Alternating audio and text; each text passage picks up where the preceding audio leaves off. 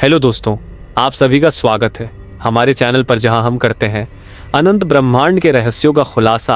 आज हम एक बेहद रोमांचक सवाल का जवाब जानने की कोशिश करेंगे। क्या हमारे ब्रह्मांड का कोई छोर है? ब्रह्मांड जिसकी विशालता को मापना लगभग असंभव है, उसमें हम कहां तक जा सकते हैं? क्या हम किसी ऐसी जगह पर पहुंच सकते हैं जहां पर ब्रह्मांड खत्म हो जाता है? इस ब्रह्मांड का कोई अंतिम छोर है भी या नहीं? इस संबंध में कई विद्वानों के अलग अलग सिद्धांत हैं, कई अलग अलग अनुमान हैं, पर निश्चित कुछ भी नहीं। इन विद्वानों के सिद्धांत और अनुमान ही अपने आप में इतने जटिल और आश्चर्यजनक हैं कि एक बार तो किसी का भी दिमाग चकरा जाए। पर इस जटिल सवाल का उत्तर जानने से पहले हमें कुछ आसान सवालों के उत्तर जानने होंगे, जैसे ये ब्रह्मांड है क्या हमारे आसपास? हर चीज़ जैसे समय, स्पेस, पदार्थ, ऊर्जा, यहाँ तक कि हम खुद भी ब्रह्मांड का हिस्सा है। सारी ब्रह्मांड, संपूर्ण समय और अंतरिक्ष और उसके बीच मौजूद हर वस्तु को कहते हैं। ब्रह्मांड में सभी ग्रह, तारे, गैलेक्सियों के बीच के अंतरिक्ष, अपरमाणविक कण और सारा पदार्थ और सारी ऊर्जा शामिल है। हमारे प्रश्न को समझने में सुविधा के लिए हम ब्रह्मांड को दो भागों में बांट सकते हैं। पहली वे चीज़ें जिनसे हमें सूचनाएं मिलती हैं, जैसे पदार्थ, तारे, ग्रह, ये हमें सूचनाएं देते हैं। इनसे टकराकर या इनके स्वयं के द्वारा छोड़े गए प्रकाश जब हम तक पहुंचते हैं तो हमें इनके बारे में जानकारी मिलती है और फैक्ट्स बनते हैं जो इस ब्रह्मांड के बारे में सिद्धांत बनाने के लिए आवश्यक है। और दूसरी वे चीज़ें जो हम तक कोई सूचना नहीं पहुंचाती, जैसे अंतरिक्ष और समय, इस पर इनके बारे में भी मैथमेटिकल कैलकुलेशन की सहायता से जानकारी प्राप्त की जा सकती है। ब्रह्मांड में स्थित जिन चीज़ों के माध्यम से हमें सूचनाएं मिलती हैं, जैसे रेडियो संकेत, EM वेव आदि, इन सब में सबसे तेज़ होती हैं प्रकाश की किरणें। असल में इस ब्रह्मांड में प्रकाश से तेज़ कोई चीज़ हो ही नहीं सकती, परंतु ये ब्रह्मांड इतना विशाल है कि सुदूर किसी आकाश गंगा में जब किसी तारे में विस्फोट होता है तो उसका प्रकाश पृथ्वी तक आते आते लाखों वर्ष निकल जाते हैं। यानी आज अगर हम टेलीस्कोप पे किसी तारे में विस्फोट देखते हैं तो इसका मतलब ये होता है कि लाखों साल पहले ही वो तारा नष्ट हो चुका है। सुदूर गैलेक्सी से आए प्रकाश के अध्ययन के आधार पर अपने ब्रह्मांड को समझने के लिए वैज्ञानिकों ने एक सीमा तय की, जिसे उन्होंने अवलोकन योग्य ब्रह्मांड या ऑब्जर्वेबल यूनिवर्स का नाम दिया। इसका व्यास वर्तमान में लगभग 91.1 अरब प्रकाश वर्ष है, यानी इतना दूर जहां से प्रकाश को भी हम तक पहुंचने में 91 वर्ष लग जाते हैं। तुलना के लिए ये जान लीजिए कि सूर्य से पृथ्वी तक आने में प्रकाश को 8 मिनट लगते हैं।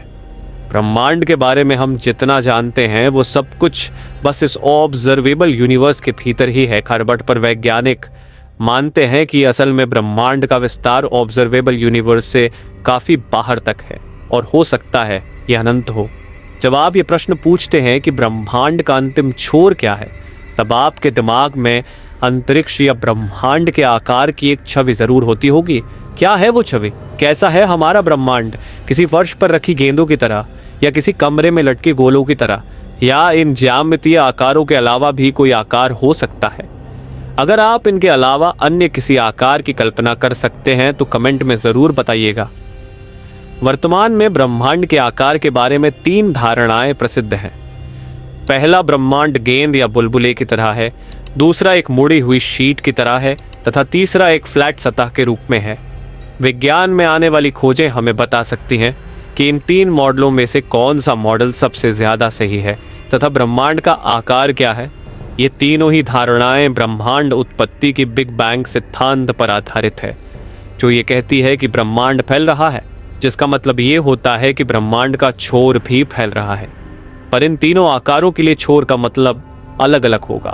ये संभव है कि अभी तक आप ब्रह्मांड को सिर्फ मुड़ी हुई शीट की तरह या एक फ्लैट सतह पर स्थित मान रहे होंगे, जिसके सही होने की संभावना भी सबसे ज़्यादा है। पर उस स्थिति में ये बताना संभव नहीं कि ब्रह्मांड का अंतिम छोर क्या है या कोई अंतिम छोर है भी या नहीं। किंतु अगर हमारा ब्रह्मांड गेंद या बुलबुले की तरह है, यानी सारे ग्रह, तारे, गैलेक्सी किसी ऐसे बुलबुले की सतह पर हो जो फैल रहा है, तो ये निश्चित रूप से कह सकते हैं कि इस ब्रह्मांड को कोई छोर नहीं हो सकता। बस ये ब्रह्मांड अंतरिक्ष में आगे बढ़ रहा है। यही शायद आपके प्रश्न का जवाब हो, पर नहीं, अगर हम यहीं रुक जाएं तो ये हमारे प्रश्न क्या ब्रह्मांड का कोई छोर है का पूरा उत्तर नहीं है। हमने पहले ही बताया कि ब्रह्मांड में सिर्फ पदार्थ यानी ग्रह, तारे, गैलेक्सी ही नहीं है, साइंस, समय और अंतरिक्ष भी ब्रह्मांड का हिस्सा है। परंतु क्या समय और अंतरिक्ष का भी कोई छोर है? क्या समय का कोई अंत है? जैसा कि वैज्ञानिकों ने बताया है कि ब्रह्मांड लगातार फैलता जा रहा है तथा सभी गैलेक्सी एक दूसरे से दूर जाती जा रही हैं। भविष्य में एक समय ऐसा आएगा जब सभी तारे अपनी ऊर्जा खो देंगे और ब्रह्मांड में केवल ब्लैक होल्स ही बचेंगे। ये ब्लैक होल्स भी हॉकिंग रेडिएशन के द्वारा बहुत लंबे समय में ऊर्जा अंतरिक्ष में फैलाकर खत्म हो जाएंगे। इस तरह ब्रह्मांड की समस्त ऊर्जा खाली अंतरिक्ष में बिखर जाएगी और कोई भी पदार्थ बाकी नहीं रहेगा। इस तरह हमारे ब्रह्मांड का अंत हो जाएगा। ब्रह्मांड के अंत के साथ ही समय का भी अंत हो जाएगा। दूसरे शब्दों में यही समय का अंतिम छोर होगा। समय के अंत के बाद अंतरिक्ष का क्या होगा, ये एक अनसुलझा रहस्य है जिसकी कल्पना करना भी मुश्किल है। अगर आइंस्टीन की माने तो समय और अंतरिक्ष एक साथ जुड़े हुए हैं, जिसे उन्होंने स्पेस टाइम कॉन्टिनम कहा है, तो सैद्धांतिक रूप से तो समय के साथ अंतरिक्ष भी समाप्त हो जाना चाहिए। पर यहाँ यह सवाल उठता है कि अगर अंतरिक्ष समाप्त हो जाएगा तो क्या बचेगा? अंतरिक्ष अनंत है, अंतरिक्ष स्वयं में पूर्ण है, तो इस पूर्ण से अंतरिक्ष निकल जाए तो क्या बचेगा? इस सवाल का जवाब अभी तक विज्ञान के पास नहीं। यहाँ शायद वेद हमारी मदद करे। शुक्ल यजुर्वेद का एक बहुत ही लोकप्रिय श्लोक है जिसमें शायद जवाब छुपा हुआ है, जिसका अर्थ होता है कि वह शायद ईश्वर, शायद कुछ और अनंत और पूर्ण है। यह ब्रह्मांड भी अनंत और अपने आप में पूर्ण है। उस अनंत और पूर्ण से ही यह अनंत और पूर्ण निकला। यह अनंत ब्रह्मांड उस अनंत में समा जाने पर भी वह अनंत पूर्ण ही रह जाता है। कुछ सिद्धांतों के अनुसार हमारा ब्रह्मांड केवल एक बबल हो सकता है और ऐसे अनगिनत ब्रह्मांड भी हो सकते हैं। इन्हें हम मल्टीवर्स कहते हैं। तो क्या हर बबल का कोई छोर होता है या यह बबल्स भी अनंत तक फैले हुए हैं? हमारे ग्रंथों में एक कहानी मिलती है। जब भगवान कृष्ण अपनी बाल्यावस्था में थे तो ब्रह्मदेव ने उनकी गाय चुरा ली और ब्रह्मलोक ले गए। फिर जब वह धरती पर भगवान कृष्ण को देखने आए तो भगवान कृष्ण ने उन्हें अलग अलग यूनिवर्स के अलग अलग ब्रह्मदेव से मिलाया। तो इस कहानी से हमें पता चलता है कि कई सारे यूनिवर्स हैं और क्या पता इन यूनिवर्स के ऊपर भी कुछ और भी हो। यूनिवर्स के छोर को ढूंढना वैज्ञानिकों के लिए एक चुनौती है। तो दोस्तों, अभी के लिए हमारे पास ये जानकारी है कि ब्रह्मांड का कोई ठोस छोर नहीं है, लेकिन हमारे पास जितनी भी जानकारी है वह एक अद्भुत रहस्य की तरह है। विज्ञान की उन्नति के साथ शायद एक दिन हम इस सवाल का सटीक जवाब पा सकें। तो दोस्तों, आपको हमारा ये वीडियो कैसा लगा हमें कमेंट बॉक्स में ज़रूर बताएं। अगली वीडियो आप किस टॉपिक पर चाहते हैं ये भी हमें ज़रूर बताएं।